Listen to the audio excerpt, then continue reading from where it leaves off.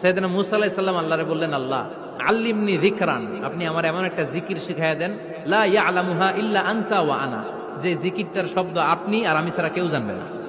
অদ্ভুত অদ্ভুত প্রশ্ন সব আপনি মূসা আলাইহিস সালামের মাথা থেকে পাবেন। ভেরি কিউরিওসিটি ছিল ওনার, বিভিন্ন বিষয়ে আল্লাহরে প্রশ্ন করতেন। আল্লাহরে বললেন, আল্লাহ আল্লিমনি কালিমাতান, আল্লিমনি যিকরান লা ইয়ালামুহা ইল্লা আনতা ওয়া আনা, ও আল্লাহ এমন একটা জিকির আমারে শিখান, দিনে রাতে সব সময় এই জিকির আমি করব, আপনারে ডাকবো, কিন্তু শর্ত হলো এই জিকিরটা জানবে শুধু আপনি আর জানবো শুধু আমি, কেউ জানবে। আল্লাহ বললেন, মুসা পড়ো লা ইলাহা